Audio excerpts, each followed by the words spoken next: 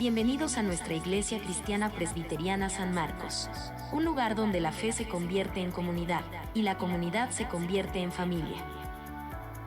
Edificando con sana doctrina, donde compartimos la palabra de manera clara y transformadora. Ministrados por el Espíritu Santo. A través de la alabanza y adoración, preparamos a la esposa de Cristo para recibir la palabra de Dios. La misma siempre pretende confrontar nuestra vida versus la Escritura. Viviendo el amor de Cristo. Explora nuestro ministerio de matrimonios, donde cada encuentro es una oportunidad única para profundizar la conexión, aprender y juntos crecer en el amor de Cristo. Cada mes, nos reunimos con la convicción de que matrimonios saludables son un pilar esencial. Sabemos que, para nuestra iglesia, son más que uniones, son un reflejo vivo de una comunidad que busca continuamente a Cristo.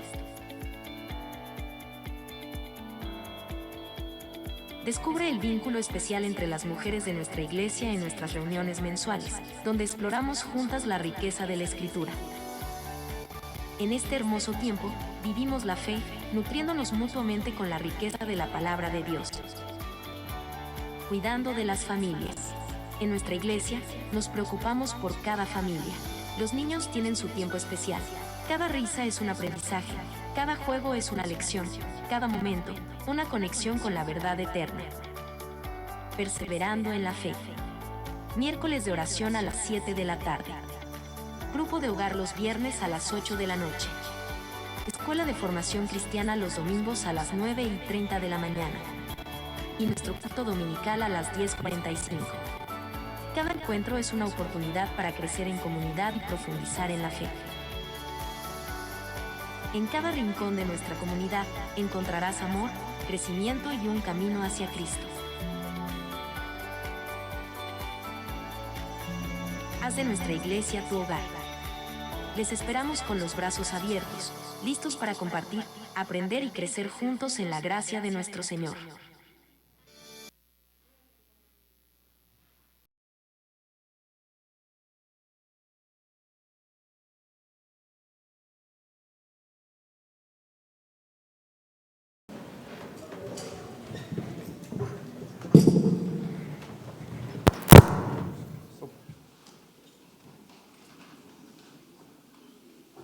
Y ahí estamos, sí. Hola, ¿cómo están? Buenos días, queridos hermanos, que el Señor les bendiga nuevamente.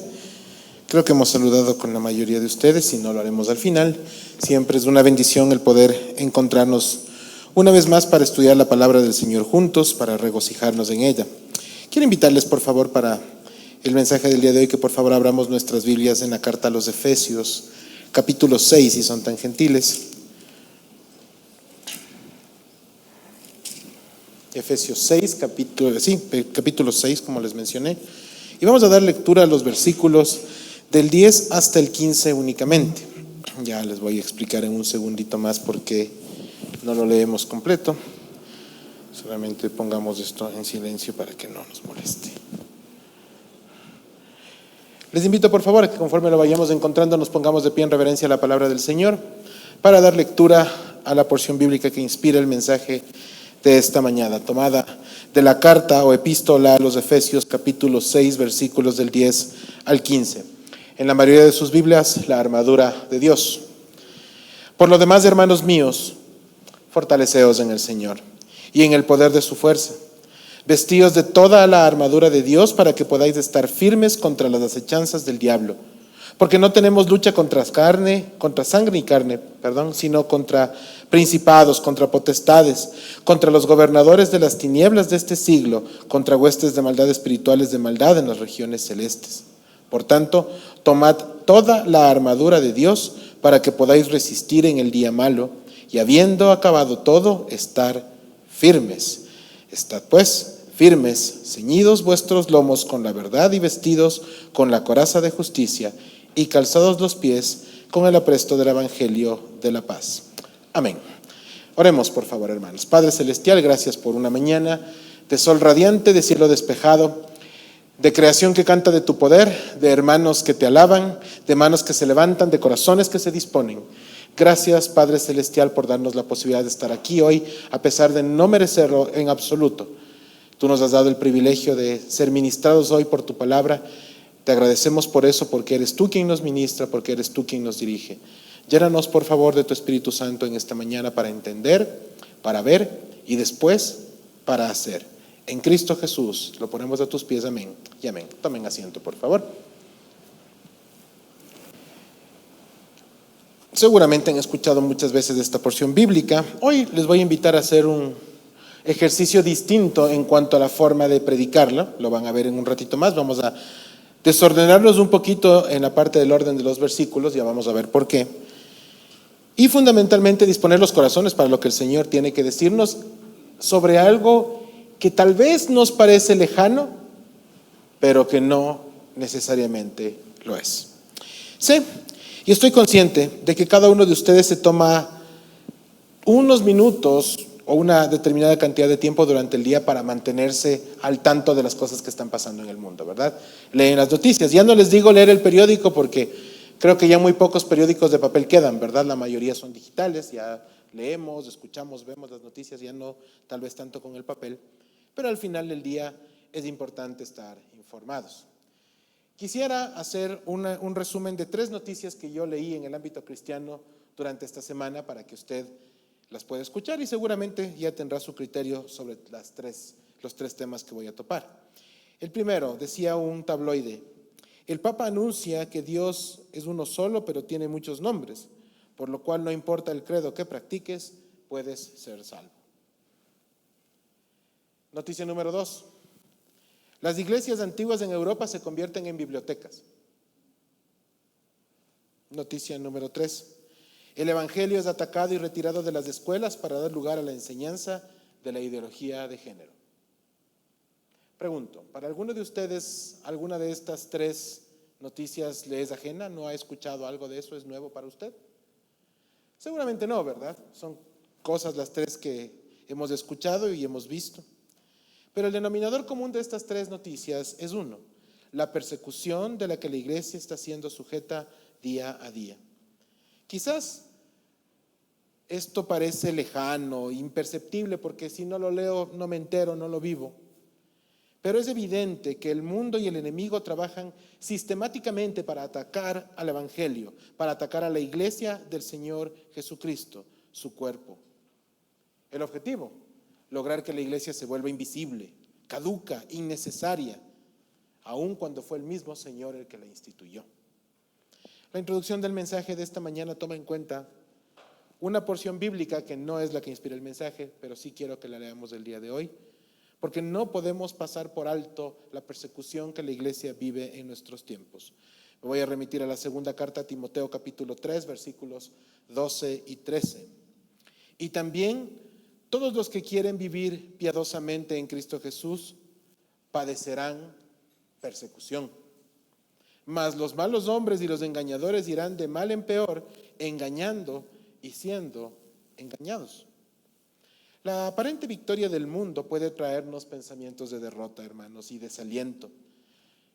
Pero hoy quiero decirles que el Señor Jesucristo ya había previsto la debilidad de nuestra carne sobre ese tipo de cosas que nos afectan y nos dejó instrucciones precisas. Me remito al Evangelio de Juan capítulo 16, versículo 33. Estas cosas, dice el Señor, os he hablado para que en mí, en Él, tengáis paz. En el mundo tendréis aflicción, pero confiad, yo he vencido al mundo. ¿Qué debe quedar entonces para cada uno de nosotros después de reconocer la voz de nuestro gran pastor, nuestro Dios, dándonos no solo aliento, sino también paz y tranquilidad, porque la victoria ya le pertenece? Él no ha sido derrotado. El mundo, la carne y el pecado, Satanás, no han prevalecido sobre Dios y nunca lo harán. Hermanos, es importante que no perdamos de vista lo que tenemos que guardar y en qué tenemos que permanecer. Mateo 24:35 dice que el cielo y la tierra pasarán, pero las palabras del Señor, la palabra de Dios, no pasará. No importa cuánto tiempo transcurra ni qué suceda en el trayecto, la palabra de Dios permanecerá. Eso para mí es aliento y motivo de gozo. Gloria a Dios por su palabra, por tanta luz y por la claridad que nos da.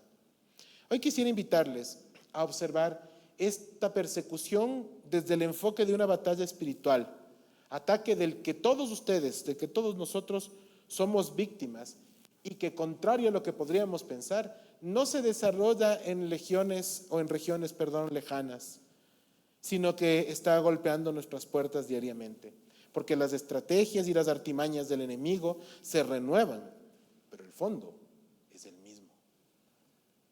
¿Sí? El objetivo sigue siendo el mismo. Satanás quiere debilitar a la iglesia del Señor para que la iglesia dude de Él, para que reniegue de Él, para que se aparte de Él, porque esa es su victoria. Pero mayor es el que está con nosotros, amados hermanos, y hoy es importante que recordemos todo eso.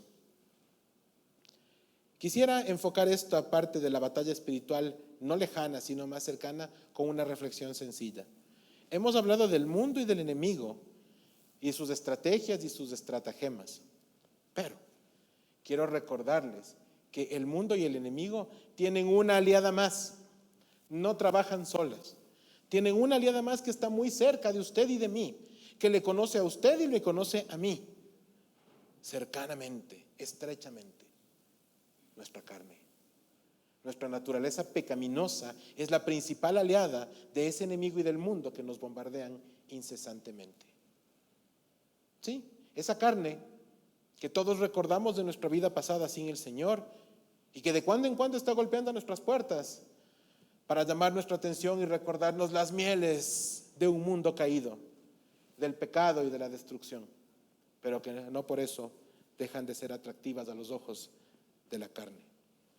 Vivimos una batalla espiritual y les invito a tomar nuevas armas y herramientas para pelearla, liderados por el Señor. En ese sentido, la semana pasada nos quedamos con la tarea de reflexionar sobre nuestro proceder como padres y también nuestro proceder como hijos. ¿Recuerdan? Nuestro hermano Beto Camacho nos decía la semana anterior: padres, ustedes tienen que amar a sus hijos, tienen que cuidar a sus hijos, deben instruir a sus hijos. Los hijos deben respetar a los padres porque en ese mandamiento hay bendición. Honrar a los padres es lindo, es verdad y es cierto. Como cierto también es que tenemos roles que cumplir que son más grandes y mayores que solamente el de padres o solamente hijos. También somos hermanos, también somos sobrinos, somos nietos, somos hermanos en la fe. Hay muchos roles que cumplimos como creyentes, como parte del pueblo de Dios. Y en todos ellos tenemos algo que hacer y fundamentalmente algo que decir. Recordemos que desde el capítulo 5 hasta este momento, Pablo deja instrucciones a la iglesia de Éfeso y por medio de ella a todos nosotros sobre cómo debe ser nuestro comportamiento en diferentes circunstancias y en diferentes roles.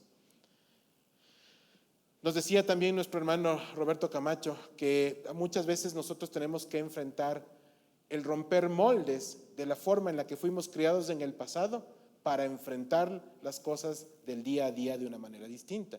Y nos decían, ¿se acuerdan? El ejemplo que topó, si mal no recuerdo, tenía que ver con los padres que difícilmente decían a sus hijos que les amaban, que les querían, porque era como una señal de debilidad, decían antes, ¿no? Y ahora hemos entendido lo importante que es el decir a nuestros hijos que les amamos, a nuestros padres y a la gente que está alrededor de nosotros. ¿Por qué nos cuesta tanto un te quiero, te amo en el Señor, cuando es lo que sentimos de verdad? ¿Por qué nos cuesta tanto demostrar el amor que el Señor nos enseñó a los demás? Qué importante es romper moldes.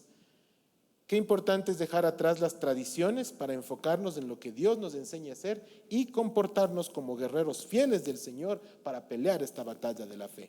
Batalla que libramos no solamente en ciertos momentos, sino de manera diaria y que se desarrolla en primer lugar en el campo espiritual. ¿Sí? Y luego presenta repercusiones en el mundo. Este es un tema que suena extraño porque nosotros vemos o juzgamos por lo que vemos más bien, ¿no es cierto? ¿Sí? Entonces depende de quién está aquí parado, les dice: yo le veo que esto está parcialmente lleno, parcialmente vacío, o me parece que están muchos o pocos. Todo depende del punto de vista. Juzgamos por eso. Pero el mundo espiritual no lo vemos y sin embargo está ahí. Y es donde se libran las batallas antes de bajar acá y mostrar sus síntomas. Quiero invitarles a que de la porción bíblica de Efesios no vamos a ir en orden, les dije, voy a romper un poquito ese tema hoy.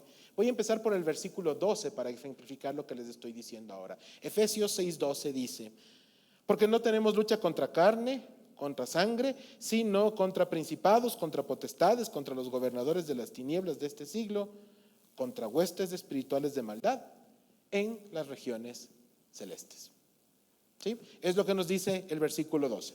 Estoy seguro que si no todos, una amplia mayoría de ustedes habrá leído y escuchado este versículo en más de una ocasión. Seguro.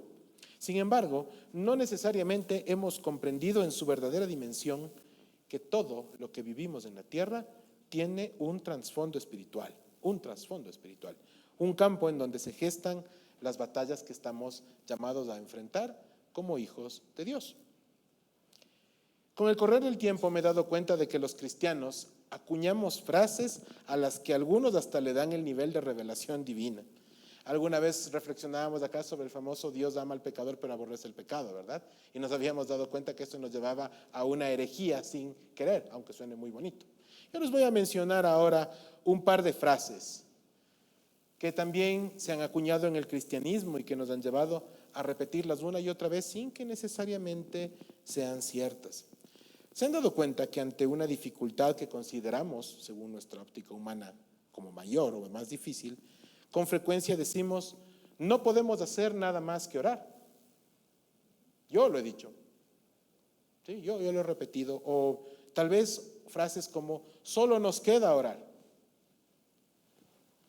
¿Qué detectan ustedes en estas frases tan frecuentemente utilizadas? ¿Sí? Tal vez ahorita nada, porque uno dice, bueno, sí, pues, si ya no nos queda otra opción, pues vamos a orar, ¿verdad? ¿Sí? ¿Qué más podemos hacer sino orar? Al leerlas y reflexionar sobre ellas me di cuenta, y el Señor me mostró que implícitamente le damos a la oración la característica de ser la última acción posible. Como ya no queda más, oremos. ¿Sí? Ya está. Ya es como que hemos hecho todo lo que nosotros podíamos hacer o creemos eso, para ahora sí decir vamos a orar, vamos a buscar de Dios, porque ya humanamente hemos hecho todo lo que se podía hacer. Es triste pensar que podemos hacer de algo tan sutil y beneficioso como la oración la última rueda del coche en la forma en la que nosotros resolvemos nuestros conflictos y dificultades. ¿Sí? Esto solo denota lo que manifesté hace un momento, de que no entendemos que las batallas de los hijos de Dios son primeramente espirituales. Vamos a ver un ejemplo de la palabra de Dios que nos deja claro que lo que nosotros vemos en la tierra primero se peleó en el campo espiritual. Vamos a ubicarnos en los hechos que se dieron en torno a la última cena del Señor Jesucristo con sus discípulos. Creo que es claro para todos nosotros la importancia que ese evento tiene en la narración bíblica. ¿Sí? Ustedes saben que se lavaron los pies, la última cena, todo eso es supremamente importante, importantísimo. Pero vamos a caer en un detalle no menor acaecido en las horas previas y en aquella fría noche. Seguramente muchos de ustedes dicen, bueno, ¿y qué tiene que ver esto con la batalla espiritual? Vamos a ir por un momento al Evangelio de Lucas. Por favor, búsquenlo en su Biblia, capítulo 22. Lucas 22, y vamos a dar lectura a los versículos del 1 al 3. ¿Sí? Ubicarnos en el tiempo, ya se los dije, última cena, ¿verdad? Estamos cerquita ahí, o unas horas antes de la última cena. ¿Qué es lo que nos dice la palabra de Dios sobre los acontecimientos previos en Lucas 22, 1 al 3? Permítame leerlo y usted lo ve en su Biblia. Se acercaba la fiesta de los panes sin levadura, llamada la Pascua, fiesta judía, ¿no? Y los principales sacerdotes y los escribas buscaban cómo dar muerte a Jesús, pero temían al pueblo. Y entonces Satanás entró en Judas, llamado Iscariote, que pertenecía al número de los 12 apóstoles. Las verdades bíblicas y las reflexiones regularmente no se quedan solamente en un versículo. Vamos ahora al Evangelio de Juan, capítulo 13. Vamos al capítulo 13, Evangelio de Juan, versículos del 1 al 3. El 67% del Evangelio de Juan narra la última semana del Señor Jesucristo. ¿Sí? Vamos a dar lectura. Versículos del 1 al 3 del capítulo 13 del Evangelio de Juan. Antes de la fiesta de la Pascua, sabiendo Jesús que su hora había llegado para pasar de este mundo al Padre, habiendo amado a los suyos que estaban en el mundo, los amó hasta el fin. Y durante la cena, como ya el diablo había puesto en el corazón de Judas Iscariote, hijo de Simón, el que lo entregara, Jesús, sabiendo que el Padre había puesto todas las cosas en sus manos y que Dios había salido y a Dios volvía. Satanás, amados hermanos, entró en Judas y sembró la idea de entregar al Señor en su corazón. Desde luego, todo esto no era oculto al Señor, Él lo sabía, Él estaba al tanto de todo. Y aun cuando había sucedido todo eso, el Señor Jesucristo, ¿qué hizo? Dejó que suceda. Y luego, ¿qué se fue a hacer? Se fue a orar al monte de los olivos. ¿Sí? Para el Señor Jesucristo, la oración no era lo último que quedaba por hacer, sino su primera opción. Recordemos que después de cada gran sermón y después de cada gran enseñanza, el Señor se retiraba solo a orar para buscar intimidad con su Padre. La oración fue base fundamental del ministerio del Señor acá, porque Él anhelaba, como deberíamos anhelar nosotros, tener una comunión íntima con Dios de manera diaria. No vemos al Señor Jesucristo aquí haciendo una investigación para saber quién o quiénes no eran fieles a su alrededor, y tampoco le vemos levantarse y señalar al culpable de traición con la antelación suficiente como para evitar que el plan de Dios se cumpliese de la manera en que su perfecta soberanía lo había determinado. Él conocía que la oración era la clave para enfrentar las cargas del mundo, la debilidad de la carne y las acechanzas del enemigo. Contradictorio contra lo que hacemos nosotros, ¿verdad? Porque cuando a nosotros se nos instala un problema, lo primero que hacemos es sentarnos a analizar qué estrategia voy a tomar. Y no entendemos que el primer paso de todo hijo de Dios debe ser llegar de rodillas y en oración en primer lugar, para después de eso resolver qué hacer. Yo les había dicho que regularmente cuando predicamos, en lo personal al menos he visto cómo el Señor ministra mi vida antes de, o confronta mi vida, depende del tema. El día de ayer tuvimos el desayuno de damas y estuvimos con algunos varones no participando del desayuno, sirviendo el desayuno, ¿sí? Y justo uno de mis hermanos me decía: mira, hermano, tenemos esta dificultad, pero primero vamos a orar, me decía mi hermano. Y eso es cierto, y eso es correcto. Primero oremos y después reaccionamos. Qué importante es tener clara la visión y la película como cuerpo de lo que tenemos que hacer. Porque según nuestra personalidad, algunos de nosotros impetuosamente salimos corriendo como locos a hacer las cosas. Y no le hemos preguntado a Dios qué es lo que debemos hacer primero. Pero es ahí donde los hermanos en la fe se paran al lado de nosotros y nos dicen: oye, hermano, sí es la dificultad, pero primero vamos a orar. Y después de que oremos, conversamos y resolvemos. Eso, hermanos, es la obra del Espíritu Santo en la vida de la gente. Y yo doy gracias al Señor por eso, porque de eso se trata el cuerpo.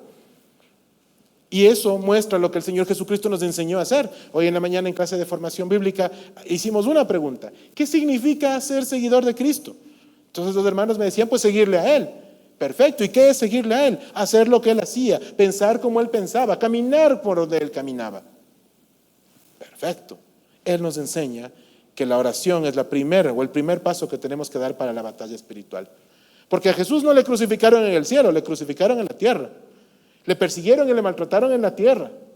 Pero esa batalla se libró antes, en el campo espiritual. Leí de un autor cristiano preparando este mensaje algo que me dejó pensando y que no había visto. ¿Saben cuál era el lugar más peligroso para estar en la tierra el día de la última cena? El aposento alto. Porque Satanás estaba ahí, listo y dispuesto. ¿Por qué les digo esto? Y es importante reflexionar sobre la batalla espiritual. Satanás no es omnipresente. Él está en la tierra. ¿En dónde? Ni idea, ni me interesa tampoco. Pero esa noche estaba ahí, porque la Biblia nos dice que estaba ahí. Y sus huestes también, porque quería obstaculizar el plan de Dios. Nunca acabó de entender que no hay nadie que se pueda oponer a Dios. Su plan se cumplió, el Señor Jesucristo fue entregado, murió, pero resucitó. Y entonces entendemos finalmente la porción del capítulo 12, versículo 6 de Efesios de una manera clara. Esta batalla es espiritual. Y esa que libró el Señor Jesucristo en su momento, la está librando usted y la estoy librando yo aquí y ahora. Usted sabe las cargas que tiene como yo sé las mías. Y estamos aquí para enfrentarlas, peleándolas donde corresponde. Aquí estamos para eso. La invitación a vivir de una manera plena la relación con Dios es muy importante. Versículo 10, me regreso al principio de la porción de Efesios 6. Por lo demás, hermanos míos, fortaleceos en el Señor y en el poder de su fuerza, no en la mía, no en lo que yo creo, ni en lo que me parece. El Señor es quien nos soporta. Él nos ha invitado y nos ha capacitado en Él para resistir a las acechanzas de Satanás. Es claro, como ustedes ven en este versículo, que en ningún momento se reconocen nuestras habilidades, talentos y tampoco los dones que el mismo Dios nos dio, para enfrentar las dificultades. Simplemente debemos fortalecernos en el Señor y, hermanos, Él hará. Él va a hacer. La batalla es de nuestro Señor. El versículo 7 y 8, los versículos 7 y 8 del capítulo 17 del profeta Jeremías, no lo busco, lo puedo leer yo ahora, nos recuerda: bendito es el hombre que confía en el Señor, cuya confianza es el Señor. Será como árbol plantado junto al agua, que extiende sus raíces junto a la corriente, y no temerá cuando venga el calor, y sus hojas estarán verdes. En año de sequía no se angustiará, ni cesará de dar fruto. Hermanos, Jeremías no dice que es bienaventurado el varón o la mujer que tiene muchos dones, muchos talentos y que es muy chévere, ¿verdad? ¿Sí? Que está bien capacitado, sino aquel que ha entendido que no solamente debe descansar su confianza en Dios, sino que su confianza es el mismo Dios, que es un tema más alto de la tradicional frase cristiana que también acuñamos: oye, hermano, confía en Dios. Va más allá. Jeremías dio un pasito más allá. Y es el mismo paso que nos invita a dar a nosotros aquí y ahora. Exactamente el mismo. Esto para llevarnos a la parte práctica de la porción de hoy. Versículo 11. Vestíos de toda la armadura de Dios para que podáis estar firmes contra las acechanzas del diablo. Pablo hace uso de un ejemplo que sería sencillo de entender para los seres humanos de aquel tiempo y establece un símil o una comparación entre la armadura romana y la armadura espiritual, que sería en nuestro caso, hoy es en nuestro caso, algo no negociable de utilizar. El creyente debe estar armado permanentemente, porque cuando nosotros salimos sin estar correctamente preparados, algo sucede. ¿Quién de ustedes alguna vez se ha olvidado el celular en la casa? ¿Sí? Es peor que salir sin pantalón, ¿verdad? Sí, uno se siente peor que nada de eso. No sé a ustedes, pero cuando yo me llego a olvidar el celular en mi casa, cosa que pasa cada año bisiesto, el mundo se cae en mi oficina.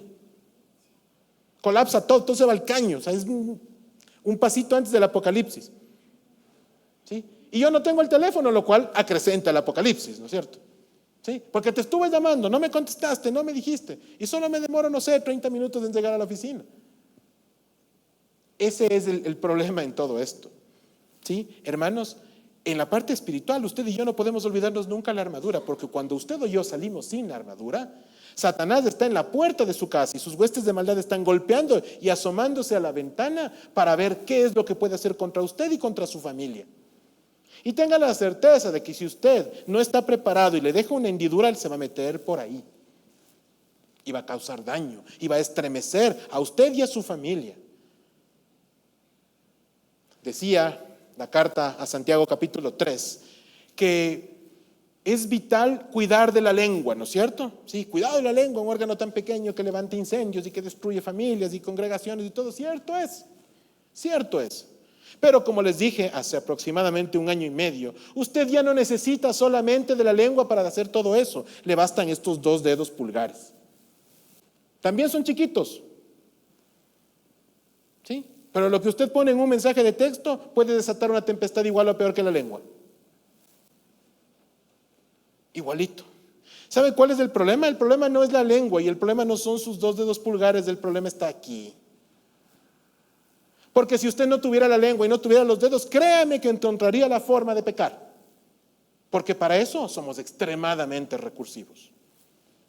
Para pecar yo no necesito de ayuda de nadie, me basto solo. porque está en mi naturaleza el hacerlo. Y entonces, la batalla tiene que pelearse como corresponde. Y esto es un tema clave, y entender cómo Pablo lo establece y cómo lo desarrolla de aquí en adelante. Me salto al versículo 13 porque el 12 ya lo leí. Por tanto, tomad toda la armadura de Dios para que podáis resistir en el día malo y habiendo acabado todo, estar firmes. Fíjense en un detalle no menor. No se trata solo de pelear y de ganar una batalla a la vez, sino que una vez concluida esa jornada de guerra, no se nos dice que debemos sacarnos la armadura y dejarla botada en algún lado, sino que por el contrario, se nos instruye a permanecer firmes. Esto hace referencia a que no podemos bajar la guardia en nuestra batalla, pues no sabemos cuándo seremos atacados nuevamente. ¿Cuál es la posición firme de los militares? Todos alguna vez hicieron en la paramilitares o en los colegios nos enseñan el tema, ¿no es cierto? Firmes. Puesto para acá, manos a la parte de abajo, firmes, ¿no es cierto? ¿Cuál es la idea de eso? Estamos a la espera de una instrucción, de reaccionar para algo, ¿sí? ¿Cuándo es más fácil reaccionar? ¿Cuando estoy de pie o cuando estoy sentado o acostado? Bueno, tal vez tenemos acróbatas entre nosotros que se levantan de un brinco de la cama, no es el caso de la mayoría, ¿sí? Nosotros tenemos que estar de pie y preparados para reaccionar, porque si no lo estoy y me cogen dormido, acostado o algo por el estilo, pues tengo muchas menos probabilidades de poder reaccionar de una manera oportuna. A eso se refiere Pablo con permanecer firmes.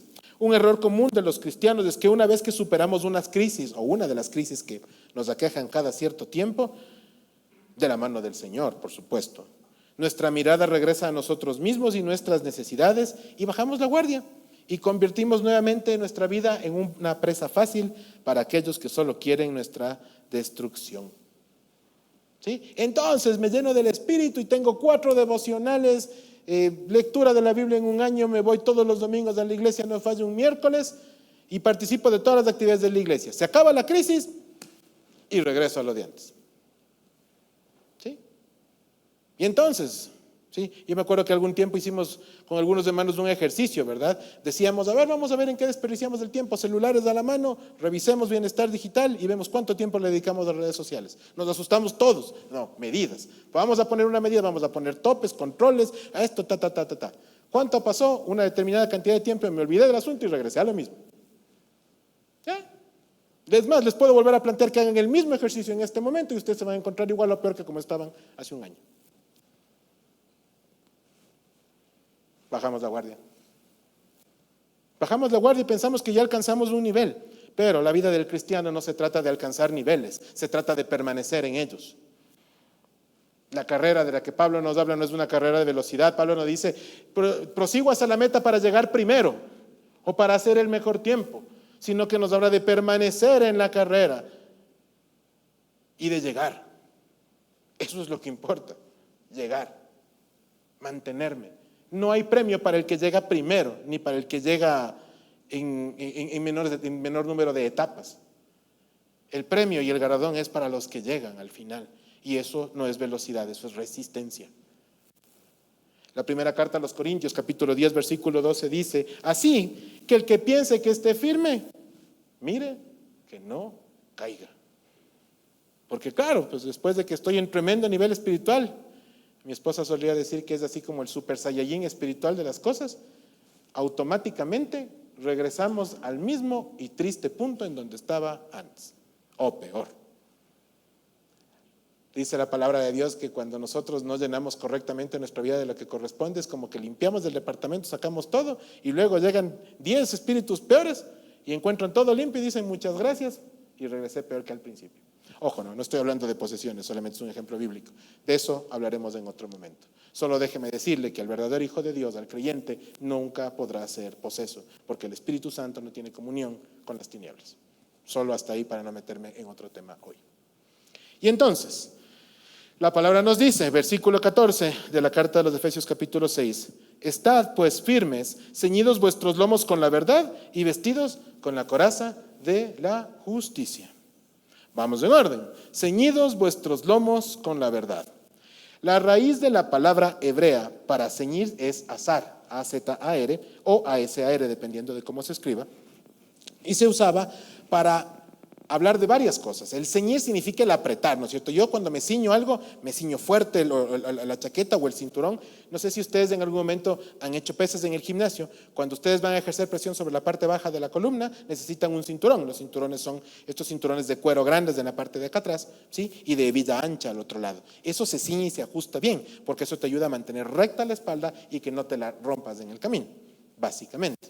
En ese sentido, ceñirse es ponerse duro a algo, ¿sí? O cuando hablamos de ejemplos como el de las ciudades, ceñir una ciudad es como bloquear la ciudad, es como fortalecer, es poner una muralla alrededor que sea fuerte y que sea firme, ¿sí? Esta es una invitación a sujetarnos con firmeza en la verdad y a la verdad, que para nosotros no es otra cosa que la palabra de Dios. No hay nada, no hay ninguna otra verdad que no sea esa, y la voluntad que en ella está revelada a los seres humanos.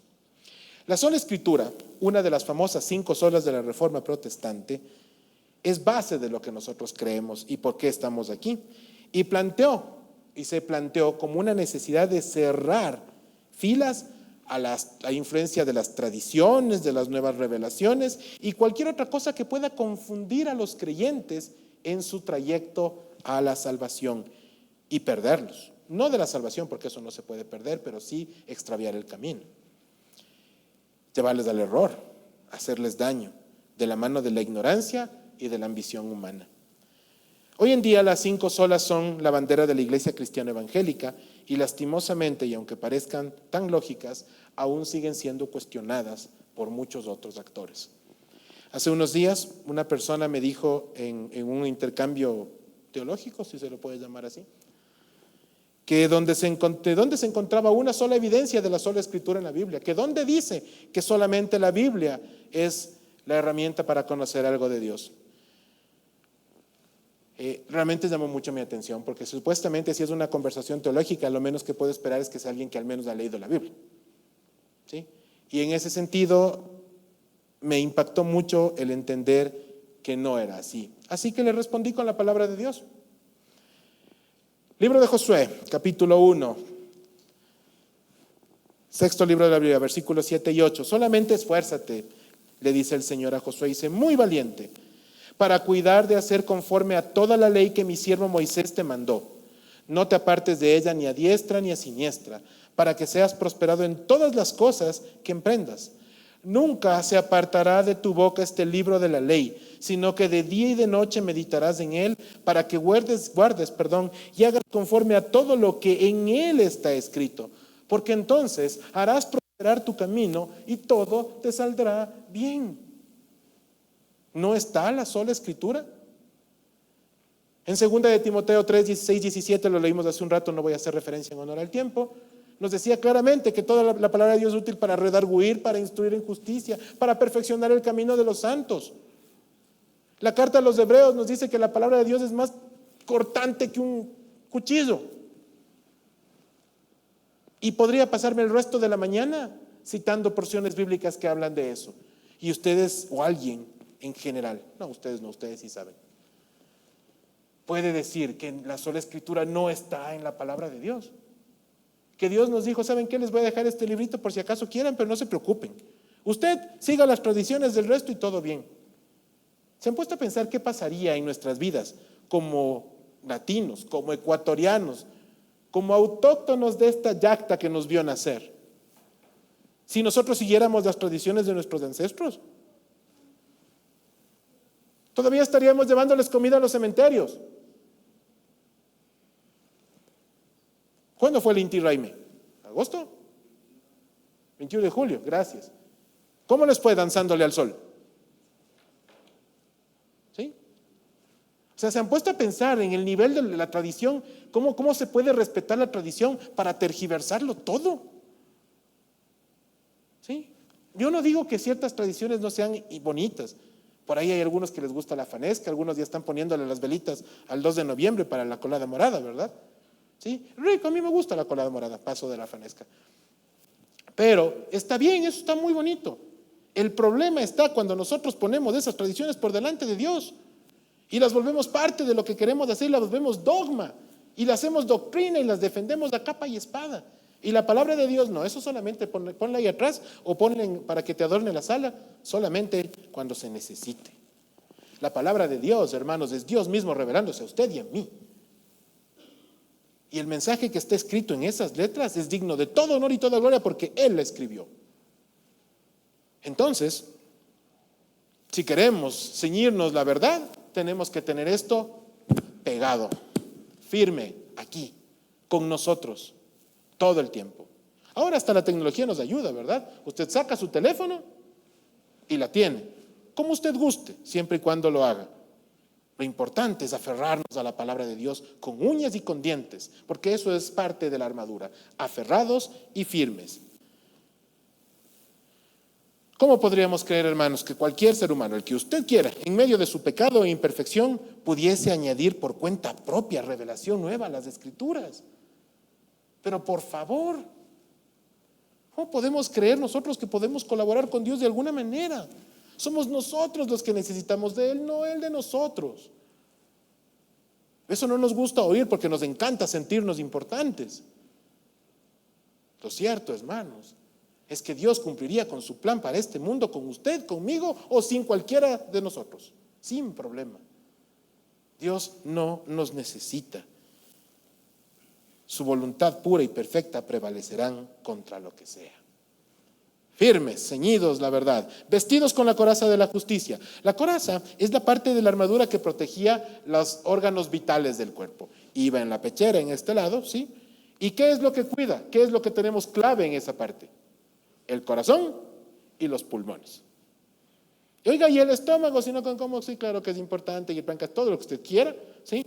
Pero eso puede ser de alguna manera subsanado o se puede alargar un poquito la vida, pero si es que a usted le perforan un pulmón o le dan en el corazón, chao. ¿Sí? Entonces, en ese tiempo los romanos tenían muy claro eso y tenían pecheras de metal, ¿sí? Que les permitían resistir hasta cierta distancia y con cierto nivel las flechas, fundamentalmente. Y no me refiero a los flechazos de Cupido, ¿verdad? Sino a las flechas de verdad, ¿sí? Esas de ahí sí le podían matar. Bueno, las otras también dependiendo de. En todo caso, lo importante es entender que esta coraza tenía esa razón. ¿Y a qué se refiere con la coraza de la justicia? ¿Cómo nos ceñimos nosotros con la justicia? Primero hay que entender a qué se refiere esto. La práctica de la justicia es un ejercicio diario de obediencia que solo se puede practicar por la obra del Espíritu Santo en nuestras vidas. Pretender la obediencia en el Señor en nuestras propias fuerzas es un acto temeroso, aventurado y con certeza destructivo. Nosotros no podemos obedecer a Dios en nuestras fuerzas. No se puede. Aflorará mi carne, aflorará mi pecado y seré destruido en el intento. No se puede. No podemos hacerlo de esa manera. El proceso de santificación que Dios lleva adelante en nuestras vidas, como hijos de Él, es el que permite que nosotros ya no seamos esclavos del pecado, el que nos faculta a caminar de su mano, el que nos lleva a vivir decorosamente y dar testimonio de justicia al mundo para glorificar a aquel que lo dio todo por nosotros. Cuando Pablo escribió esto nos decía, oiga usted, justicia, camine en obediencia. Y entonces usted me dirá, pero ¿cómo si eventualmente igual pecamos? Claro, somos humanos, seguimos siéndolo. Pero lo importante está en arrepentirse, en pedir perdón y en subsanar ese pecado y seguir caminando de la mano de Él, reconociendo que nos equivocamos. ¿Dónde está el gran problema de la generación actual? Que piensa que lo hace todo bien. Y no se equivoca. ¿Sí? La generación actual, en lugar de buscar impactar al mundo con la iglesia, deja que el mundo se meta en la iglesia. Y eso no tiene trascendencia ni futuro. El ministerio exitoso no es el que revienta los espacios y los auditorios, sino aquel que llena la iglesia de discípulos para el Señor. Y el discípulo sigue los pasos de su maestro. Eso es todo. A eso se resume la gran comisión del Señor. Pero a eso es a lo que estamos llamados todos los días para hacerlo. Versículo 15. Y calzados los pies con el apresto del Evangelio de la paz. El apresto del Evangelio, lo cambiamos de nombre, el calzado del Evangelio de la paz, para que sea más claro. Este calzado no se refiere al calzado común que se utilizaba por los judíos, por ejemplo, sino que el calzado que los soldados romanos utilizaban era un calzado que en primera instancia estaba muy bien ceñido a los tobillos. Tenía, como algunas damas tienen, ¿verdad? En sus zapatos esta como correíta que se ponen alrededor del tobillo, ¿sí? Bueno, para ustedes es ornamental, ¿verdad? No es que la necesitan en realidad, pero en el caso de los soldados romanos era más gruesa y permitía que cuando estaban corriendo, porque no peleaban sentados, las sandalias no se les salgan. ¿Sí? Entonces eso era algo que tenía muy firmes los zapatos en los pies de los soldados y además tenían una horma casi ortopédica para ese tiempo que permitía además que sea muy cómodo para poder enfrentar una batalla. Porque claro, no es como de pronto una pelea de box en donde uno pelea 3 minutos y se sienta, ¿verdad? Una batalla podía durar horas, días, y para eso tenían que estar lo más cómodos posibles. Y eso ayudaba a prevenir enfermedades y lesiones en los pies que eran tan necesarios, y además dar comodidad y seguridad para poder hacer las cosas, para cumplir con la batalla, ¿verdad? Y en este caso nos dicen que esos zapatos deben ser calzados con el Evangelio de la Paz. Este Evangelio de la Paz que es otra cosa, ¿verdad? Al calzado de los soldados se le llamaba caligae, ¿sí? Y además, para que sea tan fuerte, estaba hecho con 3 tipos de cuero diferentes, ¿sí? Una obra muy interesante para el limitado conocimiento que tenían en ese momento y que les era bastante efectiva. Ese símil que se establece con este calzado es justamente lo que nos invita a ver el Evangelio como el elemento que nos va a dar firmeza para caminar y soportar la batalla en el largo plazo. No podemos lograr esto con nada creado ni con ninguna idea que se nos pueda ocurrir. No hay filosofía o pensamiento humano que pueda sostenerse en nuestras vidas en el largo plazo. En economía solemos acuñar una frase que no tiene nada que ver con la Biblia, pero que es cierta. En el largo plazo todo es variable. Todo varía. Pero en los caminos del Señor el largo plazo es una sola cosa, porque hay un solo destino y hay un solo Dios. Y entonces, abracemos el Evangelio con firmeza, mis amados hermanos, y tengamos la certeza de que ese Evangelio, que no es otra cosa que la narración de la vida del ministerio del Señor Jesucristo, va a ayudarnos y acompañarnos para prevalecer contra cualquier dificultad de la mano de Él. Pues el Evangelio es Cristo y Cristo es Dios. Y fin de la historia. Y entonces, vamos a cerrar el versículo, hasta el versículo 15 del mensaje de hoy, porque si vamos a hablar de la armadura completa, pues mejor pidamos algo para el almuerzo, ¿verdad? Porque nos diríamos de largo. Vamos a cerrarlo en la siguiente prédica, pero hay algo que sí tenemos que decir sobre la preciosa armadura, sobre esta poderosa armadura que Dios nos ha dado. Es importante que nosotros podamos apropiarnos de las verdades bíblicas. Ojo, yo dije apropiarnos. Apropiarnos no es reclamar, no es declarar nada, porque nosotros no estamos aquí para exigirle a Dios nada tampoco. Apropiarnos significa reconocer lo que Dios ya nos ha ofrecido y nos ha entregado y hacerlo nuestro para poder batallar como Él quiere que lo hagamos. Esto significa en victoria por el Señor, glorificando su nombre en todo. Para esa situación, hermano, hermana, que tal vez tú estás enfrentando ahora, esa batalla espiritual que tú estás librando hoy, yo te invito a que lo hagas de la manera correcta, que la enfrentes con firmeza, con obediencia, reconociendo que esa batalla que tú estás poniendo frente hoy es la batalla del Señor y que el Señor ya libró esa batalla y la está librando por ti, porque lo está haciendo. Y esto, hermanos, no es solamente la revelación bíblica, es testimonio, porque yo he visto cómo el Señor ha librado mis batallas, una a una. Y cuando yo ya no veo, porque humanamente también he pensado que ya no hay cosa que pueda hacer, me doy cuenta de que hay un Dios que sigue obrando y que pelea sus batallas por mí. Y las resuelve en su manera y a su tiempo, pero perfectas. El resultado es mucho mejor del que yo me hubiera podido imaginar siquiera. Ese es el Dios del que estamos hablando. Quiero invitarles en esta mañana para cerrar este mensaje en oración, que por favor cerremos nuestros ojos para poder orar al Señor. Y quiero invitarte a ti de manera especial, que estás viviendo una dificultad y estás pasando una necesidad en este momento, que libras una batalla espiritual que has entendido como tal por medio de la palabra en esta mañana, a que te pongas de pie también con tus ojos cerrados, a que te pongas de pie para que en oración, acompañado por los demás hermanos, por todos los que estamos aquí, vamos a entregar eso al Señor en oración, reconociendo su poder, su gracia, su misericordia. y entendiendo que Él va a librar tus batallas, como libra las mías, como libra las de todos nosotros en diferentes momentos. Vamos a acompañarnos en oración los unos con los otros en esta mañana, sabiendo que nuestro Dios no nos ha abandonado. Amado Padre, gracias por tu palabra. Gracias, Señor, por ser tan claro, tan específico en tus instrucciones para nosotros. Gracias, Señor, por amarnos como lo haces, por pulir nuestro camino, por seguir transformando nuestro entendimiento, por revolucionar nuestro entendimiento, Señor, y llevarnos a tus pies para desaprender al mundo y aprender de ti. Gracias, Padre, porque tú has estado con nosotros en medio de todas nuestras batallas y hoy lo estás una vez más, así como también lo estarás el día de mañana. Gracias, Señor, porque el día de hoy nos has dado un poco más de fe, porque con la que teníamos ayer no nos alcanzaba para hoy. Pero tú, Señor, que conoces nuestra necesidad, nos la das en abundancia conforme te la pedimos. Gracias, Padre, porque eso es un don de tu Espíritu Santo, porque tú quieres que nosotros te pidamos, porque tú quieres que nosotros te clamemos, no porque no nos escuches, sino porque eso nos ayuda a nosotros a llegar a tus pies y entender, Padre Celestial, y entender que tú eres uno solo y que no eres nadie distinto a Jehová, nuestro Dios. Gracias, Padre amado, por cada uno de estos corazones que hoy libran también esas batallas, Señor.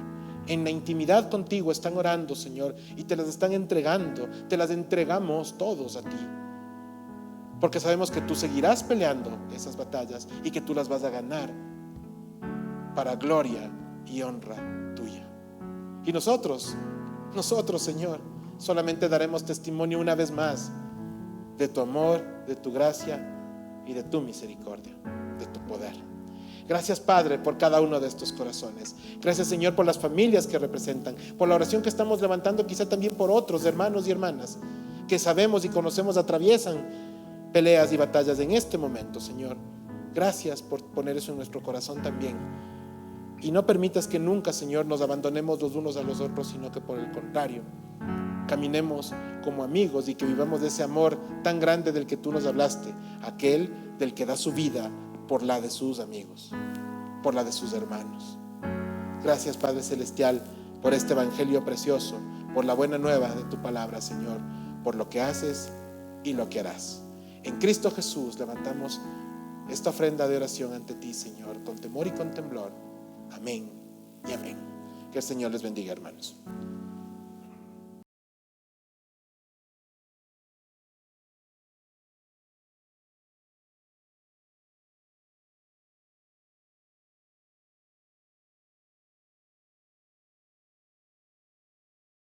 Espíritu Santo esté con todos ustedes. Amén. Que el Señor les bendiga, hermanos.